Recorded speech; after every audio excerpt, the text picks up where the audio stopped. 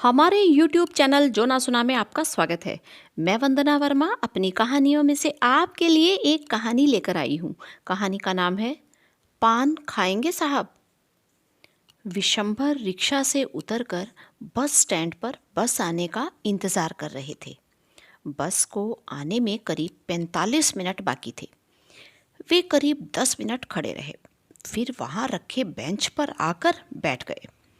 जेब से मोबाइल निकाला और देखने लगे। इतने में किसी की आवाज़ आई, पान खाएंगे साहब। विशंभर ने मोबाइल से नज़रें हटाई और देखा कि एक 9-10 साल का लड़का, जिसने 2-3 साल की बच्ची को अपनी पीठ पर लाद रखा था, उसने गले में चलता फिरता पान का स्टॉल लटकाया हुआ था, उनके सामने खड़ा था। विशंभर ने अनमने भाव से कहा, नहीं, मैं पान नहीं खाता।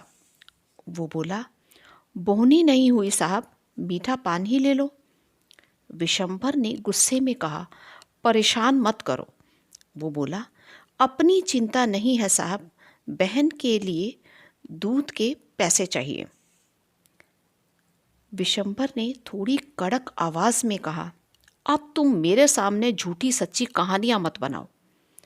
तभी पान के लिए किसी ने उसे बुलाया।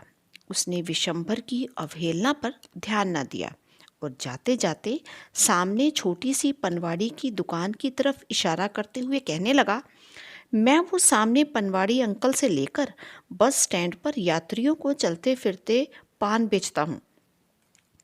फिर वो भीड़ में गुम हो गया। अभी भी बस आने में समय बाकी था। विशंभर ने अपना सामान उठाया और उसी दुकान पर पहुंचकर बिस्किट और चॉकलेट्स खरीदे। फिर वो उस बच्चे के बारे में पूछने लगे। वो दुकानदार बताने लगा, खाते पीते परिवार का बच्चा था साहब, कोरोना से माता पिता चले गए। पिता पास ही के मोहल्ले में मिलनसार और भले आदमी थे। रोज़ाना मुझसे ही पान लगवाकर यहीं से ऑफिस के लिए बस लेते थे। यह लड़का एक दिन रो रहा था। इसके चाचा ने इसे और इसकी बहन को घर से निकाल दिया। तब से मैं इसे यहीं व्यस्त रखता हूँ। इतना कमा लेता है कि अपनी रोटी और बहन के दूध का जुगाड़ हो जाए। विशंभर सुनकर सन्न रह गए और बोले, यह तो बहुत गलत हुआ। दुकानदार बोलता ही जा रहा था, गलत तो हुआ, पर चाचा से कौन कहे, परिवार वाले सब डरते हैं उससे। इस लड़के को तो उन साहब ने गोद लिया था। उनकी अपनी संतान तो कई साल बाद हुई थी, परंतु माता पिता ने कभी दोनों बच्चों में कोई फर्क ना किया था। तभी तो साहब अपनी रोटी से पहले बहन के लिए दूध की चिंता करता है। बस आ गई थी।